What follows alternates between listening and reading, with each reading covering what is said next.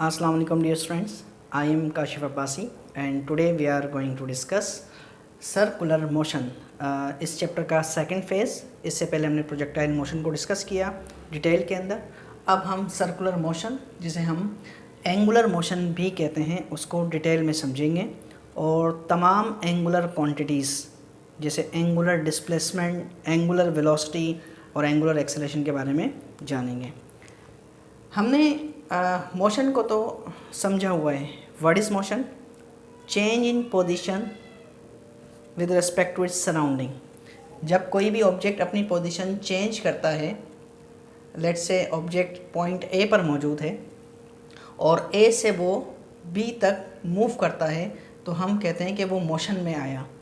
और चूंकि वो एक स्ट्रेट पाथ में, एक लीनियर पाथ में मूव कर रहा है, तो इस मोशन को हमने लीनियर मोशन का नाम दिया था। लीनियर मोशन को डिस्क्राइब करने के लिए हमारे पास जो क्वांटिटीज़ थी, that was linear quantities such as linear displacement, linear velocity and linear acceleration.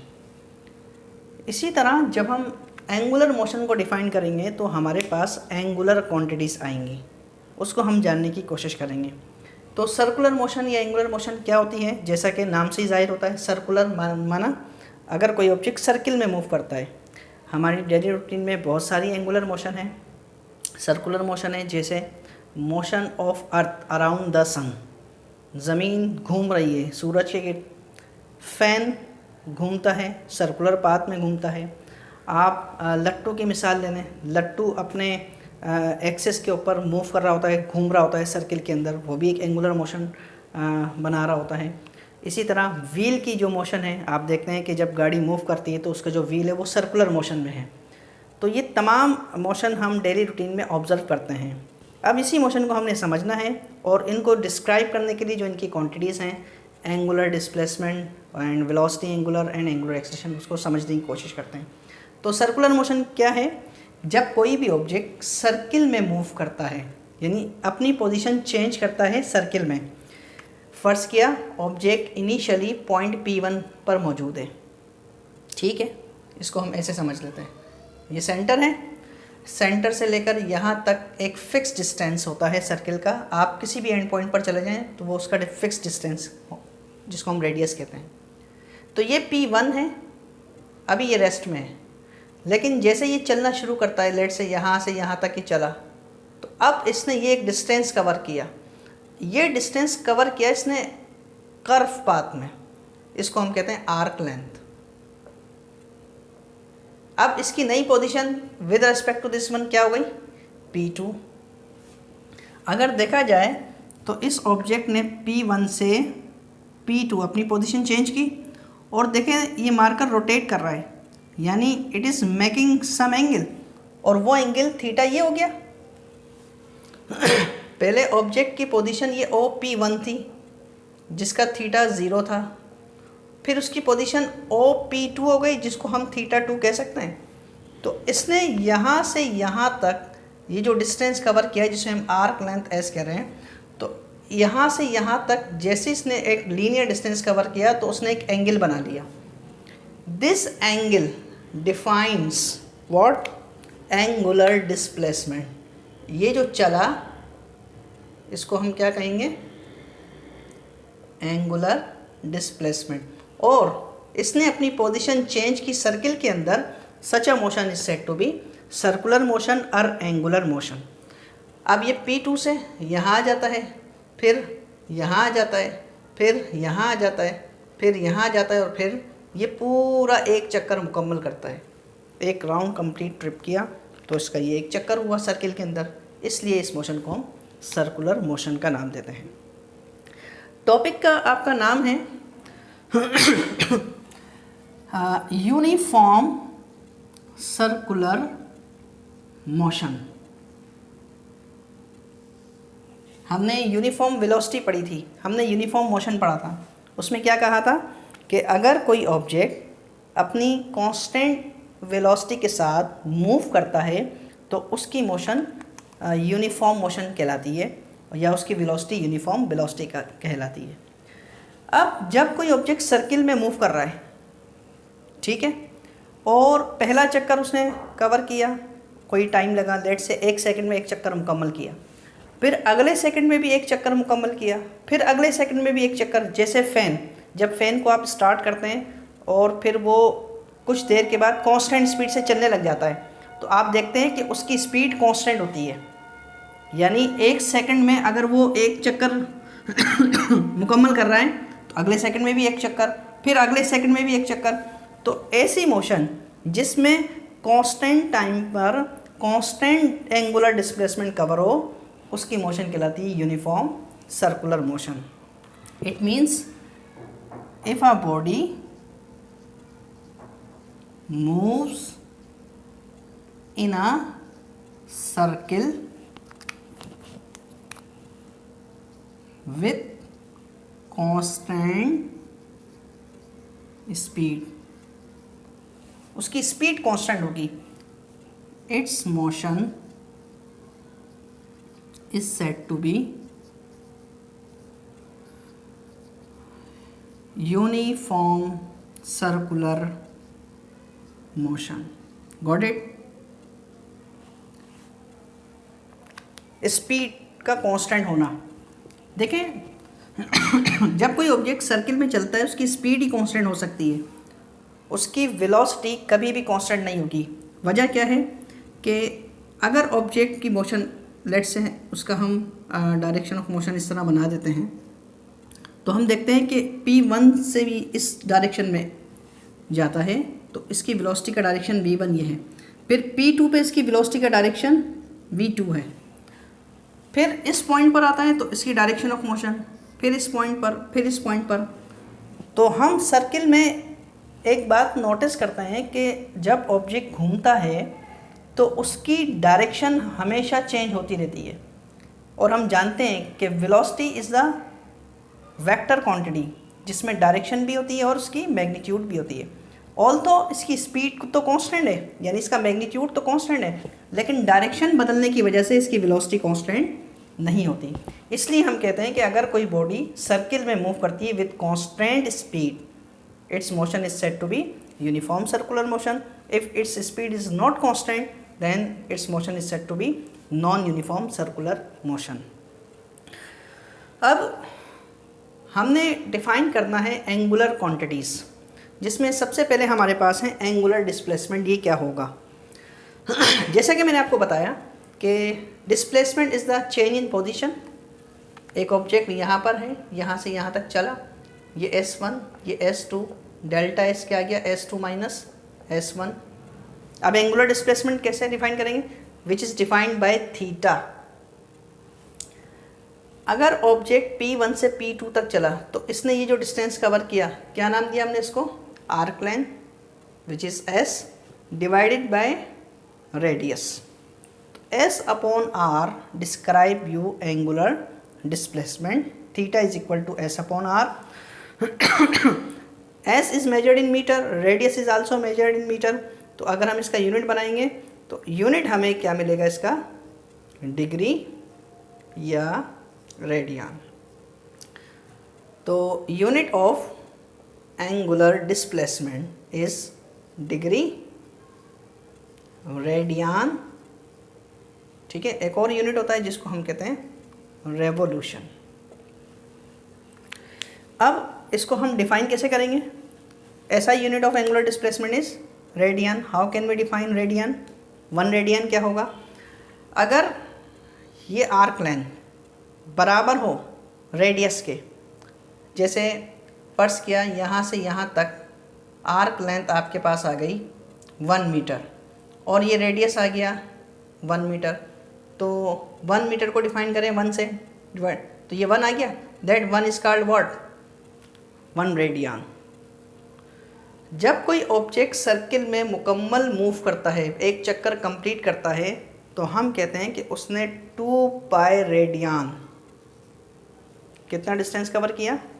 That is 2 pi R. S is equal to 2 pi radian. अब अगर हम यहाँ से थीटा निकालना चाहें तो थीटा बराबर है S अपॉन R। S की वैल्यू क्या है? 2 पाई R डिवाइडेड बाय R। ठीक है, तो R से R कैंसिल हो जाएगा, तो ये बन जाएगा 2 pi radian complete circle which is equal two degree में कितना होगा 360। एंगुलर डिस्प्लेसमेंट, जैसा कि हमने समझा कि अगर कोई ऑब्जेक्ट मूव करता है P1 से P2 तक, तो ये जो एंगल बनेगा ये एंगल डिफाइन करेगा एंगुलर डिस्प्लेसमेंट, यानी कि मेजरमेंट एंगल P1 और P2 is equal to theta which is define angular displacement. अब थीटा बराबर हुआ theta is equal to S upon R, तो यहाँ से अगर हम एस की वैल्यू निकालना चाहें तो आर मल्टीप्लाई हो जाएगा, तो S is equal to R theta. ये एक रिलेशनशिप है between linear displacement and angular displacement. S क्या है, ये वाली आर्क लेंथ एस, ठीक है। अगर ऑब्जेक्ट यहाँ से चलता शुरू करता है, चलते कंप्लीट साइकिल कंप्लीट करता है, तो इसने ये एक पूरा चक्कर लगाया, ये पूरा एक चक्कर कहलाता है सरकमफेरेंस, जो कि बराबर होता है 2 पाई आर के। इसको हमने समझा हुआ है। तो अगर ये एस बराबर है 2 पाई आर के, तो थीटा बराबर है एस अपॉन आर के। एस की जगह हम क्या लिख सकते हैं 2 pi are divided by are से आर कैंसिल हुआ, तो ये 2 पाई बचा। तो अब देखिए ये भी मीटर, मीटर से मीटर कैंसिल हो गया। तो इसका यूनिट क्या बनेगा, angle is measured in degree and radian, जैसे कि मैंने आपको बताया था, ठीक है। तो अब आपको समझ में आ गया होगा कि ये रेडियन कैसे आया। तो थीटा बराबर हो गया किसके 2 पाई रेडियन, और ये 2 पाई रेडियन कब आया, जब ये पूरा एक चक्कर को हम लिख सकते हैं 1 revolution, and 1 revolution makes 360 degree angle. How, ये 0 डिग्री, 90, 180, 270 एंड दिस 360। जब कोई ऑब्जेक्ट चलना शुरू करता है यहाँ से यहाँ तक 90, फिर ये 180, अच्छा यहाँ से यहाँ तक 180 हुआ, तो इसको हम पाई कह देते हैं। फिर again 180 plus 180 becomes 360 which is equal to 2 pi. ये यहाँ मैंने लिखा हुआ भी है कि 1 रेवोल्यूशन बराबर है 2 pi radian which is equal to 360 degree. अब इसकी कन्वर्जेंस 2 पाई रेडियन बराबर है 360 डिग्री के, तो अगर हमें 1 रेडियन चाहिए तो 2 पाई डिवाइड में आ जाएगा, 360 को डिवाइड करें 2 पाई की वैल्यू 3.141, तो हमें आंसर मिल जाएगा 57.3 डिग्री, यानी 1 रेडियन बराबर होता है 57.3 डिग्री के। 360 degree is equal to 2 pi radian. भाई अगर 2 पाई रेडियन बराबर है 360 के, तो इसको हमने कर लिया 360 बराबर है 2 पाई रेडियन। 1 डिग्री चाहिए तो 1 डिग्री ये 2 पाई ये 360 2 पाई से डिवाइड में आ जाएगा। जब हम इसको डिवाइड करेंगे तो आंसर 0.01745 रेडियन। तो ये 1 रेडियन इसके बराबर है और 1 डिग्री इसके बराबर है। ये जब हम प्रॉब्लम सॉल्व करते हैं तो वहाँ हमें इस्तेमाल होती हैं।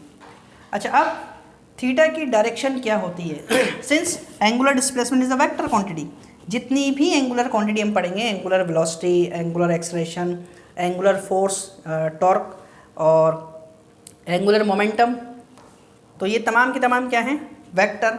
अब वेक्टर मस्ट हैव डायरेक्शन, तो अब इसकी डायरेक्शन कैसे निकालें हम। इसकी डायरेक्शन होती है, ये जैसा कि मैंने यहाँ लिखा है, direction of theta is along the axis of rotation. How, first क्या, ऑब्जेक्ट मूव कर रहा है सर्किल में एंटी क्लॉकवाइज ऐसे, ठीक है। यानी अब हम इसकी डायरेक्शन कैसे फाइंड आउट करते हैं, we use right hand rule.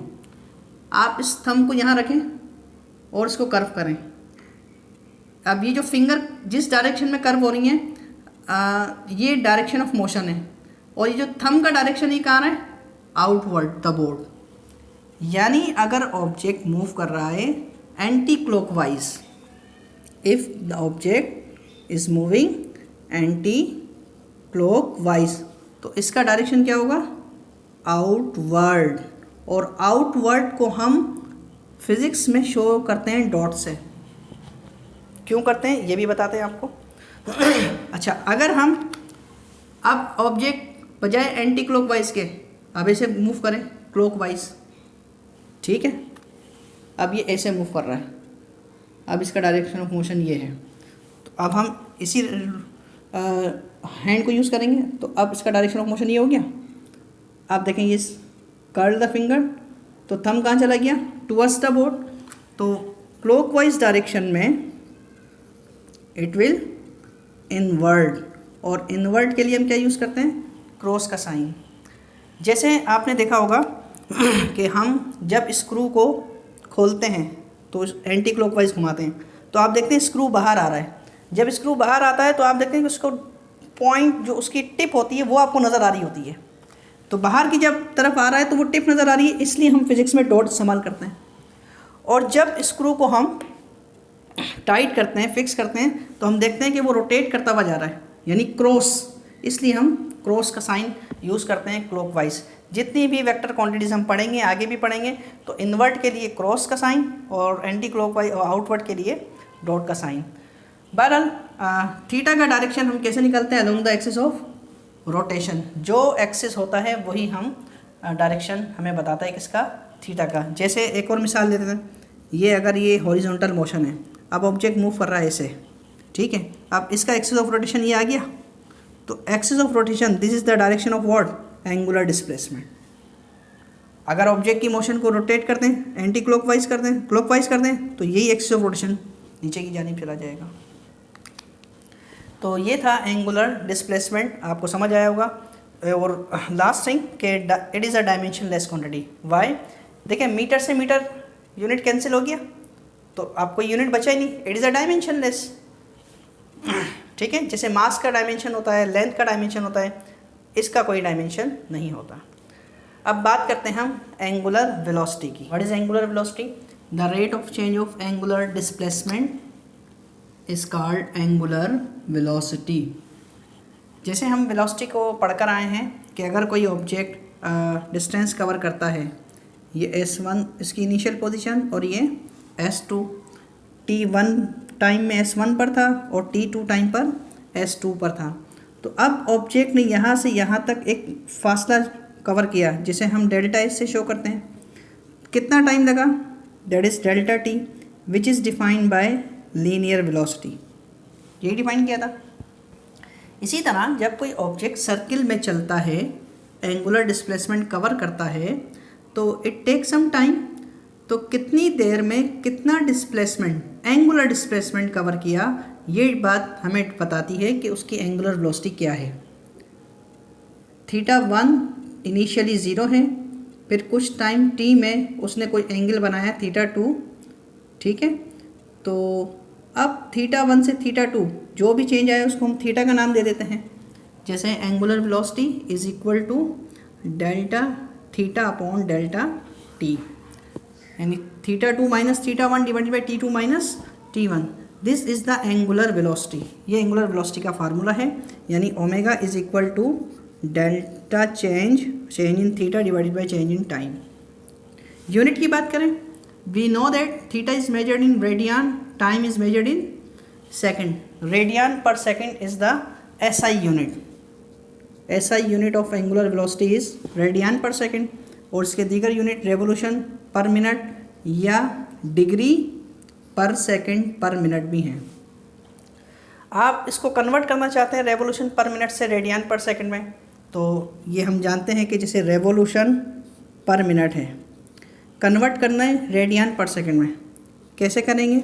We know that 1 revolution is equal to 2 pi radian and 1 minute contains 60 second, यानी can we write as pi upon 30 radian per second. 2 से 60 कैंसिल किया हमने। तो जब भी आपने रेवोल्यूशन पर मिनट से रेडियन पर सेकंड में कन्वर्ट करना हो, तो हम पाई अपॉन 30 से मल्टीप्लाई कर देंगे। अच्छा, अब we know that velocity is the change in displacement divided by time. तो अगर हम s को देखें, s is the arc length which is equal to r theta divided by time, and theta upon t defines you angular velocity. तो v is equal to r theta upon t becomes omega. ये भी एक relation बन गया। जैसे हम जानते हैं कि s बराबर है r theta, similarly you can divide by t, v is equal to r omega. तो ये भी एक फार्मूला है between linear and angular velocity, ठीक है, और ये भी एक फार्मूला है जो हम प्रॉब्लम में यूज़ करेंगे। It is also vector quantity. जैसे कि मैंने आपको बताया कि जितनी भी तमाम एंगुलर क्वांटिटीज़ हैं वो सब की सब वेक्टर क्वांटिटी हैं और उन सब की डायरेक्शन हम along the axis of rotation लेते हैं। अगर कोई ऑब्जेक्ट एंटी क्लॉकवाइज घूम रहा है तो अगेन हम अपने हाथ को कर्ल करेंगे जिस डायरेक्शन में ऑब्जेक्ट मूव कर रहा है, और thumb give the direction of velocity, angular displacement, angular acceleration, angular momentum. ठीक है। उसके बाद instantaneous speed. What is instantaneous speed? कि जब हम किसी भी लम्हे ऑब्जेक्ट की वेलोसिटी को मेजर करें जिसमें टाइम लिमिट क्या हो, 0, तो it is called instantaneous angular velocity which is equal to delta theta upon delta T, यानी टाइम अप्रोचेस टू 0। अब हम बात करते हैं angular acceleration. The rate of change of angular velocity is called angular acceleration. जैसा कि हम जानते हैं कि अगर कोई ऑब्जेक्ट मूव करता है स्ट्रेट लाइन में तो उसकी स्पीड, उसकी वेलोसिटी चेंज होती है। तो हमने पढ़ा था लीनियर मोशन में, the rate of change of linear velocity is called linear acceleration. Similarly जब कोई ऑब्जेक्ट सर्किल में मूव करता है तो उसकी स्पीड चेंज होती है, तो अब उसकी एंगुलर वेलोसिटी जब चेंज होगी with respect to time, it is said to be an acceleration.